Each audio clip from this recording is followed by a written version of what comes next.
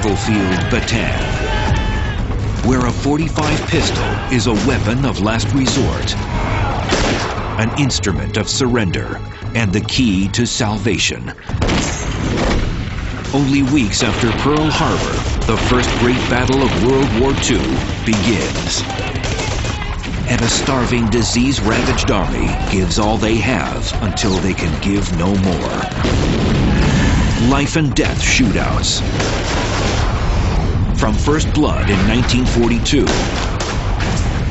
to the Death March, to the run-and-gun heroics of the 1945 Great Raid.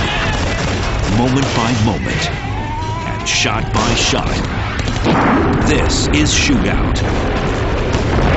Raid on the Bataan Death Camp. These witnesses say they had AK-47.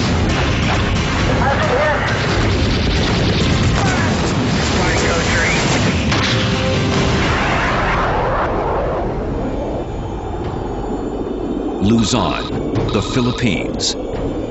January 30th, 1945, 7:40 p.m. The perimeter of the infamous Japanese POW camp at Cabanatuan explodes with gunfire. A U.S. Army Ranger leaps from a ditch and blows the lock off the front gate. The Ranger Strike Force storms the camp. We didn't know how many was in the camp. We knew it was probably going to be a good battle. Inside the camp are more than 500 emaciated Allied prisoners, many of them survivors of the infamous Bataan Death March.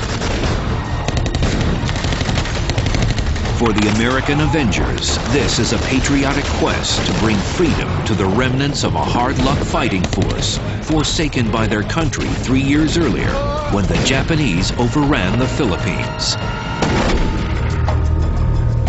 Rewind. December 8th, 1941. With the American fleet still smoldering in the waters of Pearl Harbor, Japanese bombers unleash the fury of war on the Philippine Islands. The Japanese had set their sights on neutralizing the American presence in the Philippine archipelago, which of course had been property of the United States since 1898 Spanish-American War. The target for the Japanese attack is the island of Luzon. It's the principal island in the Philippine chain, home to the capital city of Manila, and the focus of American military power in the archipelago. Japanese air raids quickly decimate the American naval and air corps installations on the island. In late December, General Masaharu Hama prepares to deliver the coup de grace by bringing a 50,000-man invasion force to the shores of Luzon. With over 100,000 troops of their own, the American-led force on Luzon isn't outnumbered, but it is outgunned. We were coming out of a time warp, in effect. The artillery were World War I cannon and even pre-World War I cannon. The rifles were old, the equipment was old, the hand grenades wouldn't explode. We could look at Bataan as the last battle of World War I and the first of World War II. Realizing early on that the Philippines would be difficult to defend against a Japanese attack, the war planners in Washington had sought out an American hero. Retired General Douglas MacArthur answered the call of duty. Commanding his army from headquarters on the fortress island of Corregidor, MacArthur initiates a long-standing war plan for defending the Philippines from Japanese invasion. It's known as War Plan Orange.